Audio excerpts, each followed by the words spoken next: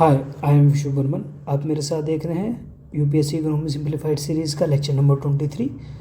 Last lecture में हमने पढ़ा था what is the special economy zone के बारे में, इन डिटेल में कवर किया था, एग्जांपल वगैरह कवर किए थे। आज के लेक्चर में हम देख रहे हैं पब्लिक फाइनेंस के बारे में, लोक वित्त के बारे में। जो ये पब्लिक फाइनेंस वाला टॉपिक है ये हमको बताता है कि जो हमारी गवर्नमेंट है उसके पास पैसा आता कहाँ से है और जो पैसा आता है वो जाता किधर है। ठीक है, मतलब कहने का सिंपल टर्म में ये बताएगा आपको रेवेन्यू के बारे में, जो सरकार की इनकम होती है। एक होता है आपका एक्सपेंडिचर, जो सरकार का खर्च होता है।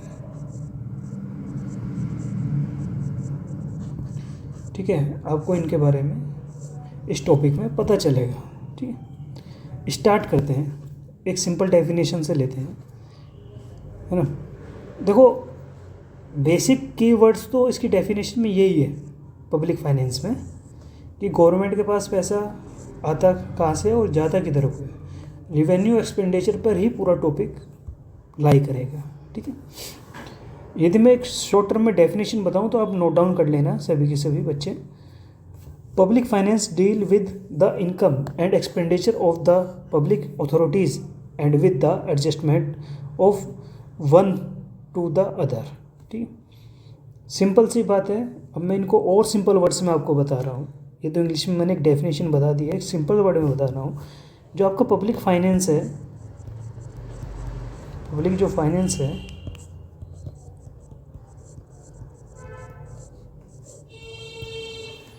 वो आपको बताता है गवर्नमेंट की इनकम, गवर्नमेंट की जो इनकम आई है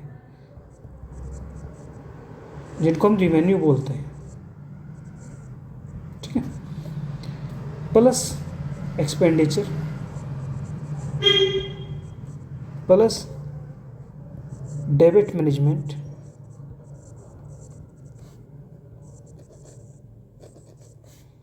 प्लस आपका फिस्कल पॉलिसी। ये सभी मिलकर बनाती हैं आपकी पब्लिक फाइनेंस। ठीक है, सिंपल वर्ड है और मैंने सब कुछ ऐड कर दिया है इसमें आपके लिए कि पब्लिक फाइनेंस में आपका रेवेन्यू आता है, एक्सपेंडिचर आता है, डेबिट मैनेजमेंट आता है, फिजिकल पॉलिसी आती है। अब इन्हीं जो ये 4-5 वर्ड हो गए हैं कीवर्ड, इनके बारे में डिटेल में हम अब समझते हैं। ठीक है, कि what is the revenue, expenditure, debit management, physical policy क्या क्या होते हैं, है ना। इनको अब हम आराम से समझेंगे। चलिए, पहला पॉइंट उठा लेते हैं आपके रिवेन्यू के बारे में, है ना। Public revenue, public revenue.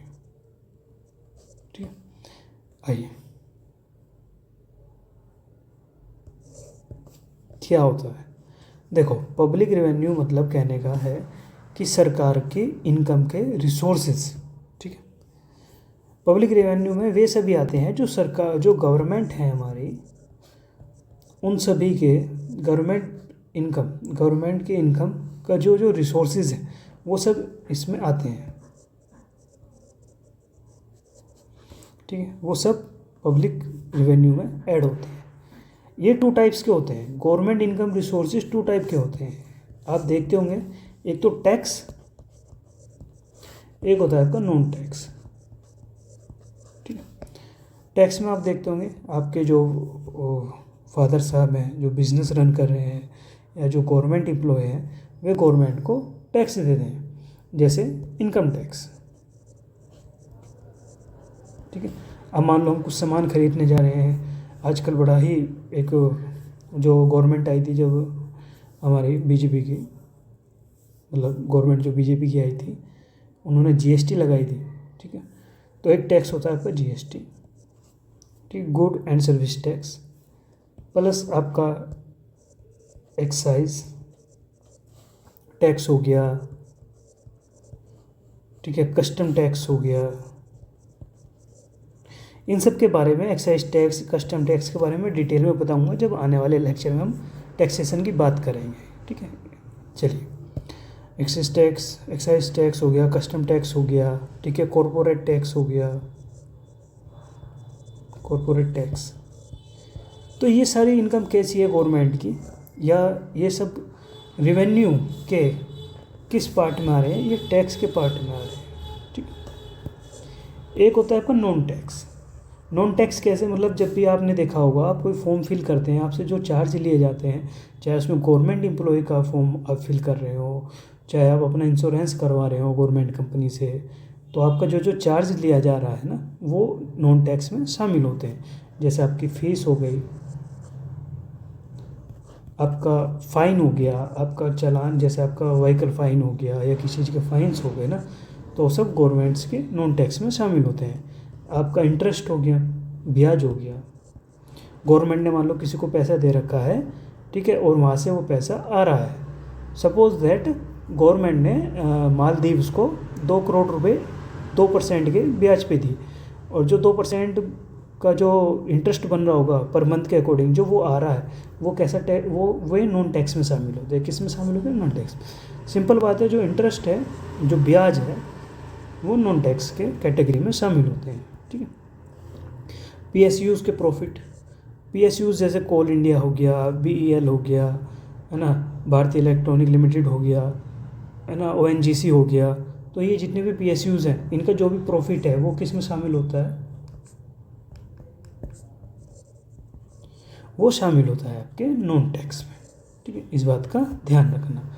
मेरा कहने का मतलब ये है कि जो भी टैक्स है वो टैक्स वाले पार्ट में आएगा, और जो नॉन टैक्स होते हैं, जितने भी fees, fine, interest, PSUs, profit, ये सब नॉन टैक्स की कैटेगरी में शामिल होते हैं रिवेन्यू के पार्ट में। रिवेन्यू क्या है? रिवेन्यू गवर्नमेंट की इनकम होती है, जहाँ से मतलब रिवेन्यू गवर्नमेंट की इनकम होती है। ठीक है, इसके रिसोर्सेज मैंने बता दिए हैं आपके। रिसोर्सेज 2 टाइप के होते हैं, टैक्स एंड नॉन टैक्स। ठीक है, चलिए अब मैं आपको एक एग्जांपल देता हूँ। जितना भी इंडिया गवर्नमेंट का जितना भी टोटल रिवेन्यू है, टोटल रिवेन्यू जो है उसका 80% जो पार्ट है ना, वो टैक्स से आता है। किससे आता है? टैक्स से। ठीक है, मतलब इनकम टैक्स से, GST से, और सबसे बड़ा रोल जो होता है वो तो इनकम टैक्स और GST का रहता है, ध्यान रखना। ठीक है, जब आप इकोनॉमी सर्वे कवर करोगे तो आप वहाँ ये चीज़ें देखोगे। सरकार पूरा एक फाइनेंस ईयर का उसमें एक डाटा शो करती है आपको कि टैक्स कहाँ से कितना उनको अचीव हुआ है, ठीक है, या रिसीव हुआ है। ठीक है, तो टोटल रिवेन्यू हमारा होता है 80% जो हम कमाते हैं या जो गवर्नमेंट हमारी कमाती है वो टैक्स से कमाती है। ठीक है, आइए टैक्स देख लिया हमने एक की पॉइंट में। ठीक है, रेवेन्यू देख लिया। अब बात करेंगे एक्सपेंडिचर की, पब्लिक एक्सपेंडिचर के बारे में बात करेंगे।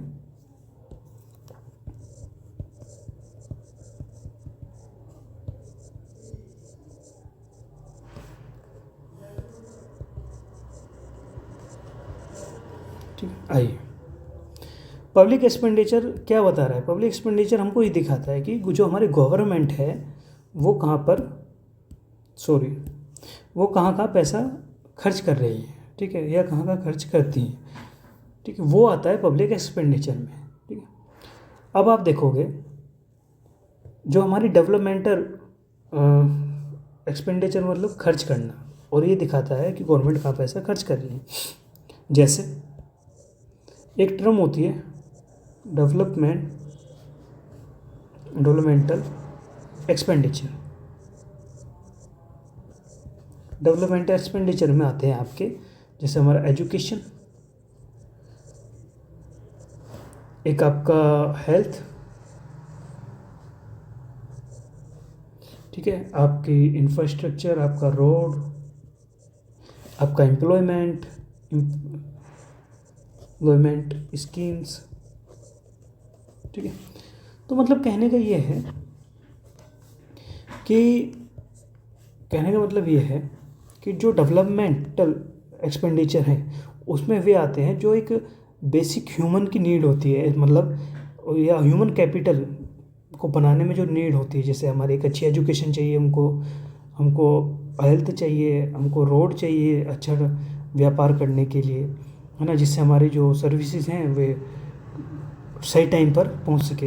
एम्प्लॉयमेंट होना चाहिए, तो जितना भी गवर्नमेंट का इस टाइप का खर्चा आता है वो कहलाता है आपका डेवलपमेंटल एक्सपेंडिचर। ठीक है। एक होता है आपका नॉन डेवलपमेंटल एक्सपेंडिचर। ठीक है। ये कैसा है? ये एक ऐसा है कि हम मान सकते हो कि इससे कोई डेवलपमेंट नहीं हो रहा है। ठीक है। जैसे कि आपका डिफेंस, देखो यहाँ एक सिंपल सी समझाता हूँ। जो डेवलपमेंटल है, जैसे आपका एजुकेशन है, मान लो सपोज दैट आपको हमने एक अच्छी एजुकेशन दी, एक ह्यूमन को एक अच्छी एजुकेशन दी, मान लो उसको हमने एक अच्छी एजुकेशन दी, इसने एक अच्छी एजुकेशन प्राप्त करी, साइंटिस्ट बन गया। ठीक है।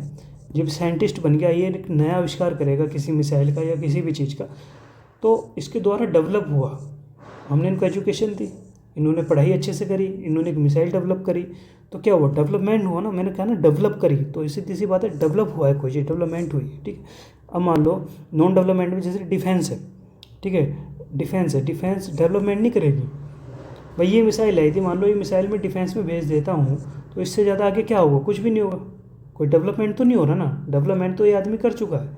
ये मिसाइल यदि मैं डिफेंस के सेक्टर में भेज देता हूँ तो ये आगे कुछ काम नहीं करेगी, बस सुरक्षा के लिए रखी जाएगी। तो ये कैसे हो गया? एक नॉन डेवलपमेंट हो गया। ठीक है। आपका जो इंटरेस्ट है, अब आप मुझे बताओ, इंटरेस्ट को हमने रेवेन्यू में किस चीज़ में देखा था? ठीक है। आप कहोगे सर जो रेवेन्यू में इंटरेस्ट होता है वो नॉन टैक्स के अंदर आता है। ठीक है। ये रहा देखो, यहाँ एक्सपेंडिचर की बात करें, जो नॉन डेवलपमेंटल एक्सपेंडिचर है उसमें आता है इंटरेस्ट। इंटरेस्ट मतलब कि हमने मान लो अमेरिका से, यूएसए से हमने लोन लिया था। क्या लिया था? लोन। ठीक है। उस और हमको, ये इंडिया है, इंडिया ने लोन लिया। इंडिया लोन लिया है तो 10% के रेट पे, तो वो इंटरेस्ट रेट है 10%, तो इंडिया इंटरेस्ट भी तो चुकाएगा ना यूएसए को। जैसे हमने मालदीव को लोन दिया था, अभी ऊपर वाले एग्जांपल में यहाँ मैंने बताया था, जैसे हमने मालदीव को लोन दिया था तो मालदीव ने हमको इंटरेस्ट पे भी किया था। ऐसे ही हमने किसी और से लोन लिया है, वैसे ही आप रोज़मर्रा ज़िंदगी में देखते हैं, यदि हम किसी से उधार लेते हैं तो हम उसको ब्याज भी देते हैं, यदि ब्याज पे लिया गया है। ठीक है। इसको ब्याज देते हैं। हमारे यहाँ कोई डेवलप हुआ है? कोई कैपिटल बनी है? नहीं बनी ना। जब कोई कैपिटल इन्वेस्टमेंट ही नहीं हुआ, कोई प्रोडक्शन ही नहीं हुआ, तो ये कैसा हुआ? Non development expenditure. ठीक। चलिए, इतना आपको समझ में आ गया होगा कि नॉन डेवलपमेंटल एक्सपेंडिचर क्या होता है और डेवलपमेंटल एक्सपेंडिचर क्या होता है। एक बात का ध्यान रखना, इंडिया का जितना, या बोलो इंडिया का सबसे बड़ा जो एक्सपेंडिचर होता है वो होता है सोशल सेक्टर में। कहाँ होता है? सोशल सेक्टर में। मैं बोल दूँ, इंडिया का जो सबसे हाई एक्सपेंडिचर एरिया है वो है आपका सोशल सेक्टर। सोशल सेक्टर में मतलब जैसे आपकी गवर्नमेंट की स्कीम्स हो गई, जैसे किसान अन्न योजना है, या रोजगार योजना है, या बोल सकते हो अन्नदाता योजना है, बीमा योजना है। ठीक है। आपकी मुद्रा योजना है। तो ये सब सोशल सिक्योरिटी या सोशल सेक्टर में हो रही है, लोगों के लिए हो रही है, समाज के लिए हो रहा है। तो सबसे बड़ा खर्च होता है हमारा यहाँ पर, और इसके अंदर आती है, सोशल सेक्टर के अंदर आता है ये वाला जो पार्ट होता है, वो होता है स्कीम के लिए। स्कीम्स में सबसे ज़्यादा खर्च किया जाता है। ठीक है। ध्यान रखना। और सब्सिडी पर दिया जाता है सबसे ज़्यादा खर्च। ठीक है। ध्यान, इस बात का ध्यान रखना कि सबसे ज़्यादा expenditure social sector plus subsidy, सबसे सब्सिडी पर दिया जाता है। ठीक है। आइए अब हम देख रहे हैं तीसरा पॉइंट, पब्लिक डेबिट। मैंने आपको 3-4 चीज़ें बताई थी। आपको मैंने क्या क्या बताया था? मैंने आपको बताया था इस बारे में कि पब्लिक फाइनेंस में हम गवर्नमेंट का रिवेन्यू देखते हैं, एक्सपेंडिचर देखते हैं। 2 चीज़ के बारे में हम अब पढ़ चुके हैं। अब हम देख रहे हैं डेबिट मैनेजमेंट के बारे में। ठीक है। या बोलो पब्लिक डेबिट के बारे में। पब्लिक डेबिट जिसको हम बोलते हैं लोक ऋण। ठीक है। मतलब ये कब होता है? ये जब होता है, मान लो आप ये मान के चलो गवर्नमेंट के पास कुछ स्कीम्स चलाने के लिए, कोई गवर्नमेंट स्कीम चला रही है, उनको चलाने के लिए उसको 10 करोड़ रुपए की नीड है। ठीक ठीक है, तो वो किन से लेगी? या तो बैंकों का बैंक या गवर्नमेंट बैंक क्या होता है, आरबीआई, या तो इससे लेगी, सिंपल सी बात है, लोन, ठीक है। या जनता से उधार ले लेगी। जनता से उधार कैसे लेगी? अपने गवर्नमेंट बॉन्ड जारी करेगी।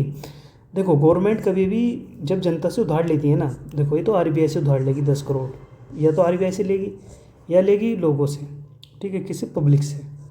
अब आप कहोगे भाई हमने कभी नहीं सुना कि वर्तमान की सरकार या भूतकाल की सरकार कभी लोगों से बोल देती है कि हमें उधार दो, ऐसा तो नहीं देखा हमने। तो ये उधार लेने का तरीका क्या होता है, ठीक है, पब्लिक से लोन लेने का पब्लिक से उधार लेने का तरीका क्या है सरकार का, ठीक है। गवर्नमेंट क्या करती है, गवर्नमेंट को जब नीड होती है ना, मान लो उसको 10 करोड़ रुपए की नीड है गवर्नमेंट को, तो गवर्नमेंट क्या करेगी, 10 करोड़ रुपए के गवर्नमेंट अलग अलग गवर्नमेंट बॉन्ड जारी कर देगी। क्या कर देगी? बॉन्ड,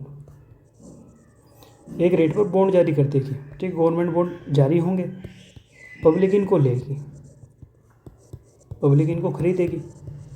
पब्लिक जब खरीदेगी तो गवर्नमेंट पब्लिक को क्या देगी खरीदने पर? इंटरेस्ट देगी ना, है ना भाई, मुनाफा तो देना पड़ेगा ना, मतलब इंटरेस्ट नहीं, वो बोल देगी कि तुम भाई 10 करोड़ के लोन है, 1 करोड़ के बॉन्ड जारी कर दिए, आप 1 करोड़ के बॉन्ड खरीदिए और कुछ महीने बाद हम आपको, जब आप हमें बॉन्ड वापस करेंगे, है ना, तो हम आपको इस पर 10 करोड़ पर 50,000 रुपये एक्स्ट्रा करके देंगे। तो 50,000 रुपये का मुनाफा किसको हुआ? पब्लिक को हुआ ना, ठीक है। तो मतलब कहने का, गवर्नमेंट जब भी सरकार से पैसा लेती है तो वो बॉन्ड जारी करती है, इसको बोलते हैं गवर्नमेंट बॉन्ड, ठीक है। इस बारे में हम आगे पढ़ेंगे, जैसे सॉवरेन बॉन्ड, गोल्ड बॉन्ड, ठीक है। इस बारे में हम बॉन्ड वाले टॉपिक में डिटेल में कवर करेंगे इस चीज़ को, ठीक है। यदि बॉन्ड वाला आपको अब भी नहीं समझ में आया तो मैं फिर भी समझा देता हूँ। देखें, एक टाइप से देखें, मान लो ये गवर्नमेंट है, अब मैं यहाँ गवर्नमेंट को 100 रुपये की ज़रूरत है, सपोज दैट 100 रुपये की ज़रूरत है, ठीक है। गवर्नमेंट के पास 100 रुपये नहीं है, गवर्नमेंट आरबीआई से भी नहीं चाहता कि पैसा ले, तो गवर्नमेंट क्या करेगा? गवर्नमेंट सोचेगा कि यार एक काम करते हैं, 10-10 रुपये के 10 बॉन्ड जारी कर देते हैं। कितने? 10 बॉन्ड, क्योंकि एक आदमी से 100 रुपये लेना भारी हो जाएगा। 10 बॉन्ड जारी करें। अब ये 10 बॉन्ड जो है वो 10 लोगों ने खरीद लिए। कितने लोगों ने खरीद लिए? 10 लोगों ने खरीद लिए ये बॉन्ड, ठीक है। अब बॉन्ड तो खरीद लिए 10 रुपये के, अब गवर्नमेंट को हमने 10 रुपये दे दिए, गवर्नमेंट के पास कितने चले गए? हमारी साइड से 10 रुपये चले गए, 10 रुपीज़ चले गए, ठीक है, क्योंकि हमने बॉन्ड परचेज कर लिए हैं। लेकिन हमने करे क्यों है परचेज? भाई कुछ ना कुछ तो फ़ायदा हुआ ना हमारा, गवर्नमेंट ने कुछ तो स्कीम निकाली होगी है ऐसा कि हम बॉन्ड खरीद लें। गवर्नमेंट ने ये स्कीम निकाली थी, भाई जो भी 10 रुपये का बॉन्ड खरीदेगा 1 महीने बाद हमारे बॉन्ड वापस कर देना और 11 रुपये ले जाना। कितने रुपये ले जाना? 11 रुपये ले जाना, ठीक है, 1 महीने बाद। तो एक आदमी को 1 रुपये का फ़ायदा हुआ? नहीं हुआ? हुआ ना। तो इसी तरह गवर्नमेंट बॉन्ड जारी करती है और पब्लिक लोन लेती है, ठीक है। तो गवर्नमेंट के पास पब्लिक डेबिट के लिए या तो आरबीआई के पास जाएगी या पब्लिक लोन लेगी, ठीक है, ये होता है। ये आरबीआई और पब्लिक, देखो जो पब्लिक डिबेट होता है जिसके बारे में बात कर रहे हैं, लोक ऋण या सार्वजनिक उधार जिसको बोलते हैं, पब्लिक डिबेट जो होता है वो 2 टाइप्स का होता है, ठीक है। एक तो होता है इंटरनल, मतलब अपने देश में से ही लेना, इंटरनल डिबेट। एक होता है आपका एक्सटर्नल, ठीक है। इंटरनल डिबेट में 2 होते हैं गवर्नमेंट के पास रास्ते। कौन कौन से होते हैं? एक अभी मैंने बताया आरबीआई, एक होती है आपकी पब्लिक, ठीक है। बट एक्सटर्नल डिबेट में अब विदेशों से ले लो भाई, यूएस से ले लो, या सॉरी यूएस से नहीं, एक्सटर्नल डिबेट में होती हैं आपकी, जैसे आईएमएफ से ले लो, इंटरनेशनल मनी फंड हो गया, ठीक है, या आप वर्ल्ड बैंक से ले लो, ठीक है, बाहर के बड़े बड़े इंस्टीट्यूशन से आप उधार ले सकते हो, ठीक है। वो होता है आपका एक्सटर्नल डिबेट। इंटरनल डिबेट मतलब जो हमारे देश के अंदर जो हमको लोन देने वाली संस्थाएं हैं, हम उनसे उधार ले सकते हैं, ठीक है। तो आप समझ गए होंगे पब्लिक डिबेट मतलब आपका लोक ऋण या सार्वजनिक उधार, ठीक है। ये कब लेती है सरकार? जब सरकार के पास पैसा कम हो जाता है, कम पड़ जाता है। मान लो किसी स्कीम में कम पड़ गया है, अपने पास रिवेन्यू इतना नहीं आया है, तो हमको उधार तो लेना पड़ेगा ना, यदि हमारी इनकम इतनी नहीं हो पाई है कि हम कहीं पूरा का पूरा इन्वेस्टमेंट कर सके जितना ज़रूरत है, ठीक है। वो होता है आपका पब्लिक डिबेट। आइए फोर्थ पॉइंट देखते हैं। फोर्थ पॉइंट में हमने बात कर रहे थे फिजिकल पॉलिसी के बारे में, आपको याद हो तो आइए दिखाता हूँ ये फिजिकल पॉलिसी के बारे में, ठीक है। आइए फोर्थ पॉइंट की बात कर रहे हैं हम, फिजिकल पॉलिसी। ये सारे जितने भी मैंने आपको पॉइंट्स बताए ये सारे पार्ट्स है पब्लिक फाइनेंस के, ठीक है। देखो इसमें क्या होता है, इसमें ये होता है कि जितना भी टैक्स है और जितना भी एक्सपेंडिचर है, ठीक है, उनके द्वारा हम ये देखते हैं कि आखिर कैसे बैलेंस किया जाए कि भाई ना तो हमारे पे एक्सपेंडिचर हाई हो, ठीक है, रिवेन्यू और एक्सपेंडिचर दोनों बराबर हो। रिवेन्यू और एक्सपेंडिचर यदि दोनों बराबर हुए तो इकोनॉमी बैलेंस में रहेगी। यदि इनमें से एक भी बड़ा हो गया, ठीक है, मान लो रिवेन्यू ज़्यादा कर लिया हमने और एक्सपेंडिचर हम कम कर रहे हैं तो डेवलपमेंट नहीं होगा, सबसे बड़ी बात है, नुकसान होगा। यदि रिवेन्यू कम है और एक्सपेंडिचर ज़्यादा कर रहे हैं तो हम पे उधारी होगी, बोरोइंग होगी, हमको उधार ज़्यादा देना पड़ेगा, इंटरेस्ट देना पड़ेगा। जो हमारे देश का पैसा बाहर ब्याज पे जाएगा, जो हमको देना पड़ रहा है, जहाँ से हमने उधार लिया, चाहे IMF हो, चाहे वर्ल्ड बैंक हो, चाहे RBI हो, तो जब वो पैसा ही हमारा ज़्यादा मात्रा में उधार में जा रहा है, सॉरी ब्याज में जा रहा है, तो हम उसको डेवलपमेंट के लिए नहीं लगा सकते। तो हमारे लिए दोनों स्थिति खराब हो सकती है। यदि रिवेन्यू कम है और एक्सपेंडिचर हाई करते हैं जब भी हम प्रॉब्लम में हैं, और रिवेन्यू अधिक है और एक्सपेंडिचर कम कर रहे हैं जब भी प्रॉब्लम में, क्योंकि दोनों ही लेवल पर डेवलपमेंट को क्या हो रहा है, नुकसान हो रहा है। जब डेवलपमेंट को नुकसान हो रहा है इसलिए ज़रूरी है कि हम बैलेंस लेके चलें, और इसलिए बैलेंस लेके चलने के लिए हमने एक चीज़ को अपनाई जिसको बोलते हैं फिजिकल पॉलिसी। क्या बोलते हैं? फिजिकल पॉलिसी, ठीक है। आइए देखते हैं फिजिकल पॉलिसी के कुछ टूल्स होते हैं, टूल्स ऑफ फिजिकल पॉलिसी, ठीक है।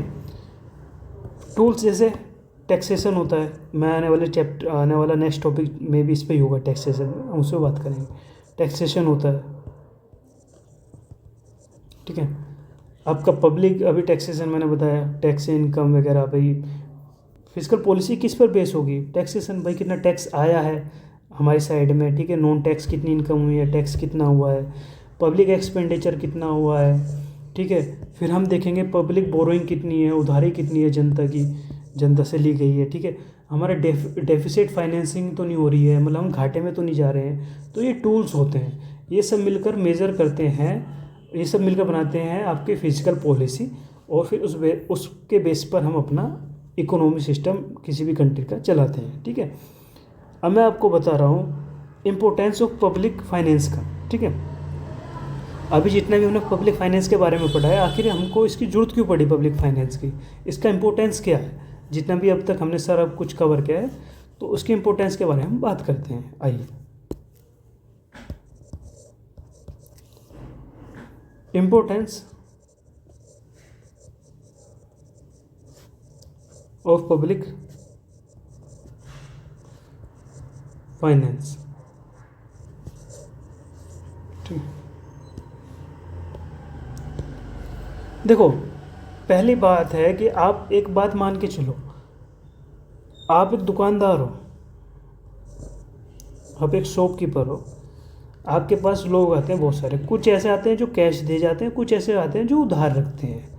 तो आपको एक हिसाब रखना पड़ेगा ना कि भाई किसका कैश आया है, किसका उधार हुआ है। फिर आपको ये भी देखना होगा कि मैंने जो माल बेचा है उस पर मुझे कितनी बचत हुई है, कितनी नहीं हुई है, ठीक है। आपको एक बही खाता तैयार रखना पड़ेगा, समझ रहे हो मेरी बात। फिर आपको ये भी रखना पड़ेगा मैंने उधार कहाँ से लिया है, ठीक है।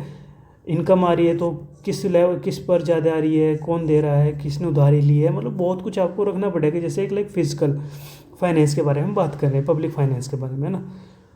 तो मतलब जब हम हिसाब रखेंगे, जब भी तो हम हर चीज़ का बैलेंस रखेंगे ना, तो पब्लिक फाइनेंस वही रोल निभाती है गवर्नमेंट के लिए, ठीक है। ये जो पब्लिक फाइनेंस है उसकी इम्पोर्टेंस ऐसी है, मान लो इकोनॉमिक स्टेबिलिटी के बारे में बात करती है।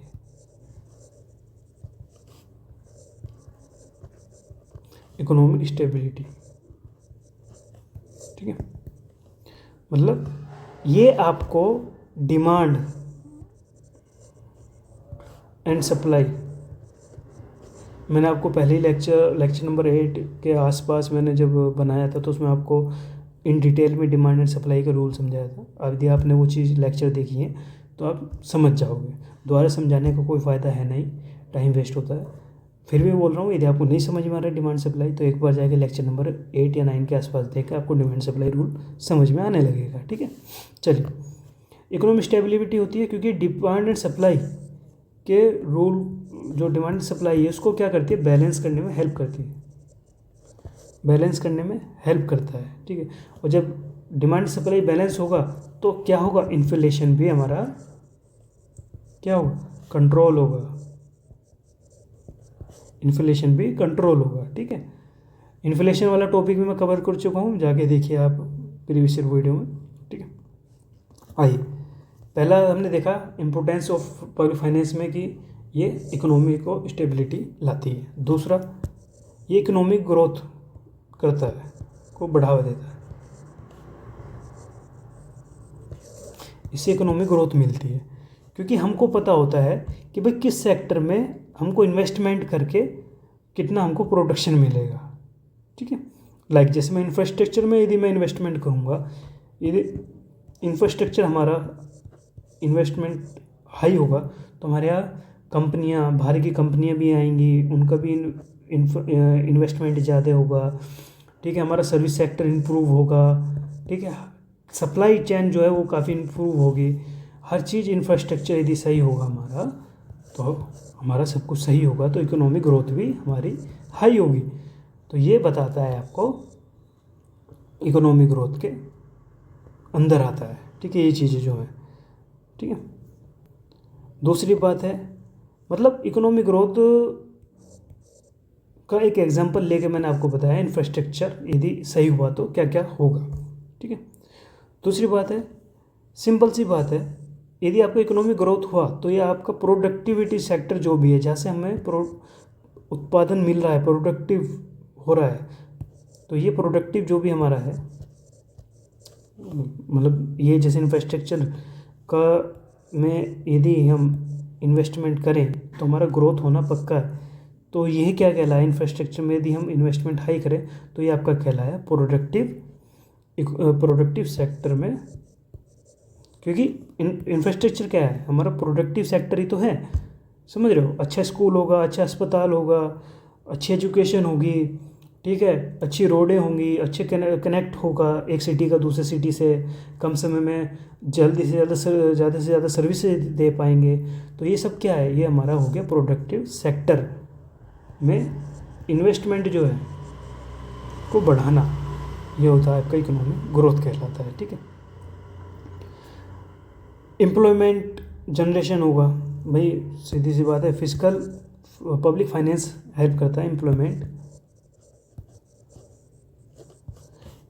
जनरेट करने में।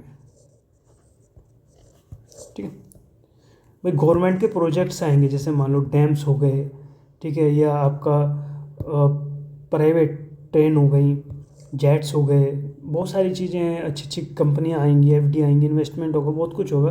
तो गवर्नमेंट नए नए प्रोजेक्ट्स लाएंगी।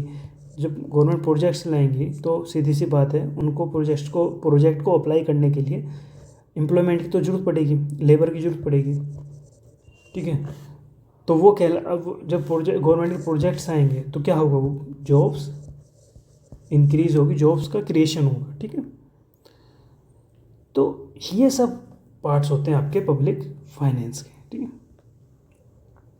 इंपॉर्टेंस मैंने आपको बता दिया पब्लिक फाइनेंस का क्यों होता है। इकोनॉमिक स्टेबिलिटी आएगी, डिमांड सप्लाई का पता चलेगा, बैलेंस होगा तो इन्फ्लेशन कंट्रोल होगा, इकोनॉमिक ग्रोथ के बारे में पता चलेगा। इकोनॉमिक ग्रोथ का ही एक एग्जांपल मैंने आपको बताया, इंफ्रास्ट्रक्चर का डेवलप होना प्रोडक्टिव सेक्टर कहलाता है एक तो। ठीक है, एम्प्लॉयमेंट जनरेशन होगा, गवर्नमेंट प्रोजेक्ट लाएंगी जब तो लोगों को रोज़गार मिलेगा। ठीक है, या जैसे आपका गवर्नमेंट का एक प्रोजेक्ट मैं आपको बताता हूँ, आपका मनरेगा स्कीम है, उसमें 100 दिन की दिहाड़ी होती है लोगों की, मज़दूरों को रोज़गार दिया जाता है। ठीक है, जिसको रोज़गार नहीं मिलता उसको रोज़गार भत्ता भी प्रोवाइड किया जाता है मनरेगा स्कीम के तहत, जो रजिस्टर्ड है। तो ये भी प्रोजेक्ट है, तो इससे वो जॉब क्रिएशन हुई ना, समझ रहे हो मेरी बात। तो ये हो गया। चलिए थोड़ा सा मैं आपको डिफरेंस बता देता हूँ एक बेसिक पॉइंट के लिए, कि पब्लिक फाइनेंस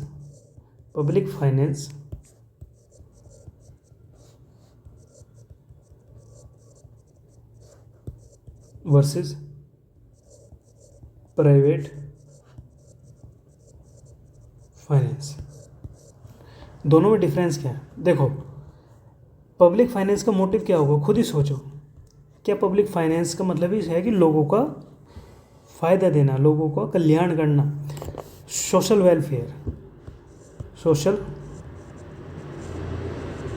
वेलफेयर इसका मोटिव है पब्लिक फाइनेंस का। जबकि प्राइवेट फाइनेंस का मोटिव है खुद का, ठीक है, पर्सनल प्रॉफिट, व्यक्तिगत लाभ, सिर्फ अपना सोचना, ठीक है। पब्लिक फाइनेंस मतलब लोगों का सोचना, प्राइवेट फाइनेंस मतलब सिर्फ अपना सोचना, ठीक है। दूसरी बात, हमारी जो भी पॉलिसी होती है, जो भी हमारी पॉलिसी है पब्लिक फाइनेंस के अंतर्गत, वो होती है कैसी, लॉन्ग टर्म वाली, कैसी, लॉन्ग टर्म, ठीक है, लंबे समय तक के लिए। जबकि प्राइवेट फाइनेंस में क्या होता है, शॉर्ट टर्म पॉलिसी होती है, बस छोटा सा अपना, क्योंकि उसको सिर्फ अपना सोचना है। एक कंपनी सिर्फ अपना सोचेगी, पूरे देश का नहीं सोचेगी। पब्लिक फाइनेंस पूरा देश का सोचेगी, उसके हिसाब से पॉलिसी बनेगी, तो लॉन्ग टर्म तो होगी। तो ये कैसी होती है, शॉर्ट टर्म पॉलिसी, ठीक है। तो ये 2-3 मैंने आपको 2 एग्जांपल मैं यहाँ दे चुका हूँ, 2 डिफरेंस के मेन पॉइंट्स मैं आपको बता चुका हूँ। इससे ही आप आगे कॉमन सेंस लगा के क्वेश्चन को सॉल्व कर सकते हो कि पब्लिक फाइनेंस और प्राइवेट फाइनेंस क्या है। पब्लिक वो है जो लोगों को लेके चलती है, और प्राइवेट फाइनेंस वो है जो सिर्फ खुद को लेके चलती है, एक इकाई को लेके चलती है, एक यूनिट, सिर्फ और सिर्फ एक यूनिट की बात करती है, चाहे उसमें वो कंपनी हो, चाहे वो एक व्यक्ति हो, ठीक है।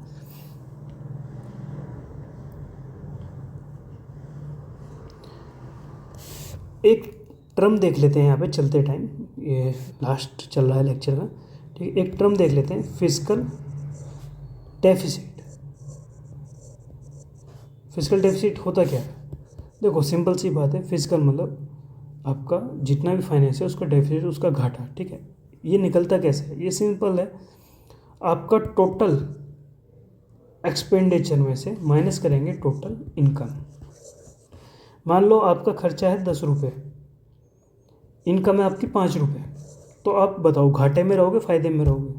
ओबियसली सी बात है, आपका क्या होगा, लॉस होगा।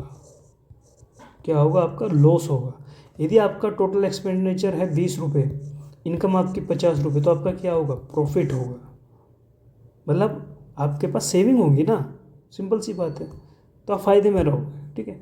तो इसी चीज़ को बोलते हैं फिस्कल डेफिसिट, ठीक है।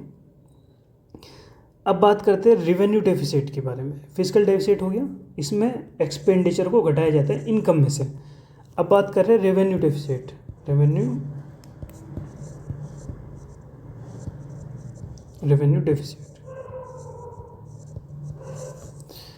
डेफिसिट मतलब, फिस्कल डेफिसिट में हमने बात करी एक्सपेंडिचर हमसे इनकम घट रहा है, ठीक है।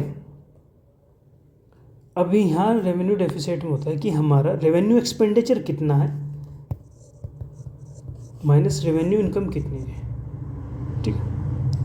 या बोलो रेवेन्यू रिसिप्ट्स कितनी है, ठीक है। इनकम सीधी सी बात है, आप इसको इनकम भी बोल सकते हो, ठीक है। रेवेन्यू रिसिप्ट्स,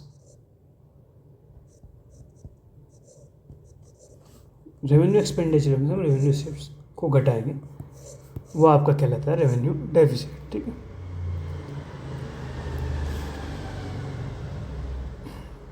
एक बात और ध्यान रखना, प्रीलिम्स में क्वेश्चन आया था कुछ साल पहले कि प्राइमरी डेफिसिट क्या होता है, प्राइमरी डेफिसिट क्या है। तो प्राइमरी डेफिसिट होता है आपका फिजिकल डेफिसिट।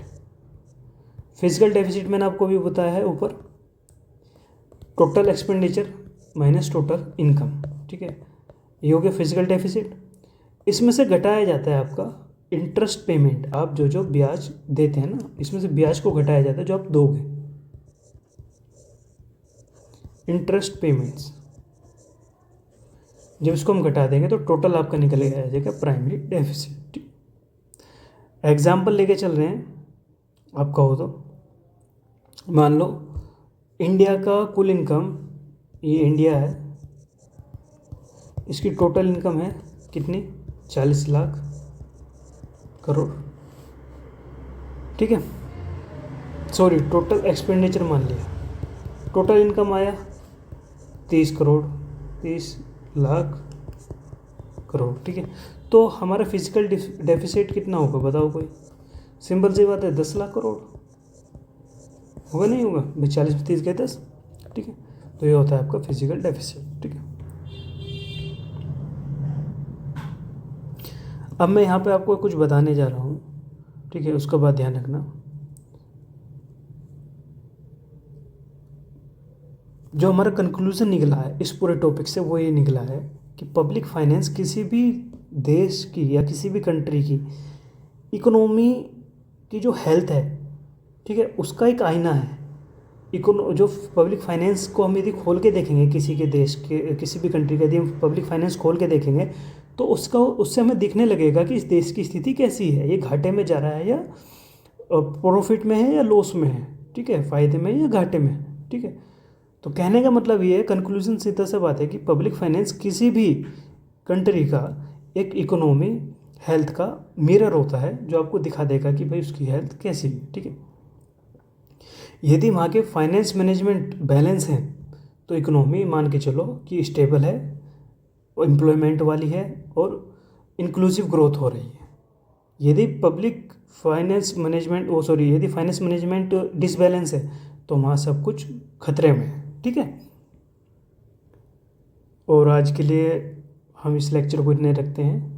मैंने आपको इसमें बेसिक कीवर्ड कंप्लीट करा दिए पब्लिक फाइनेंस के बारे में, ठीक है। और प्लीज़ चैनल को यदि आपको मेरे चैनल पसंद आ रहा है तो please subscribe, to like and share. Okay.